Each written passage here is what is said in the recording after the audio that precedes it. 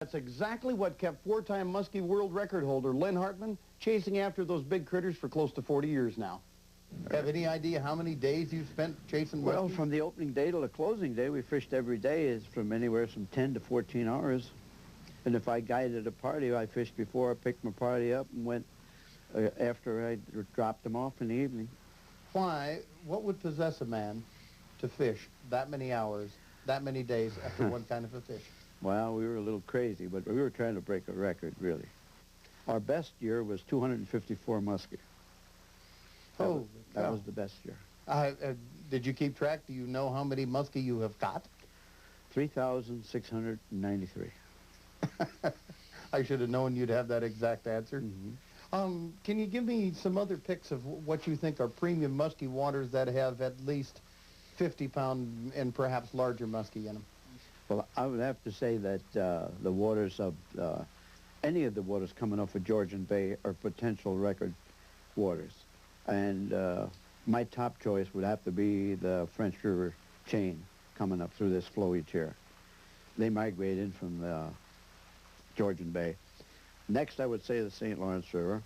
Then I would have to say Lake of the Woods. Okay.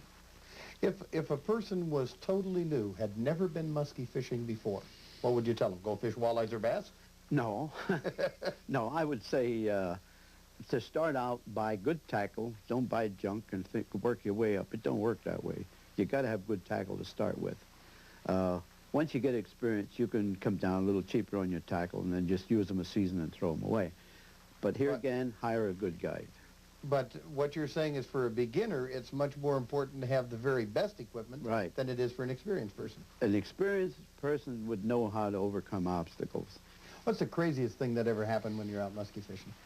Well, these two guys come up from Philadelphia to go fishing with me for the day. And this was back when I first started guiding. And they said, if we ever catch a good muskie today, he said, we get a $20 tip for you. So I figured, well, they're going to get some kind of muskie, so I fished my heart out. And by dinner time, I hadn't produced a fish. So after dinner, I decided I'd get down, work the weed beds, pick up a couple of northern pike. If we didn't get a muskie, at least they'd get excited and come back. So as luck would have it, one of the guys hooked a 14-pound muskie. Northern. I'm holding it up, and I'm taking the pliers. I'm about ready to pull the hooks out and throw it back. And one guy said, boy, he said, that's a beautiful muskie. So I figured, well, if he don't know, I'll take 20 bucks. So we go on fishing the rest of the day, and a little later on in the afternoon, the guy hooks a muskie about 15 pounds. So I laid it down alongside the other one, and he said, boy, he said, how come these muskie are different? I said, you guys are lucky. I said, that's a male and that's a female. And you got your $20 tip. I got it legal. Can you imagine when they went to the taxidermist to have a male and female mounted?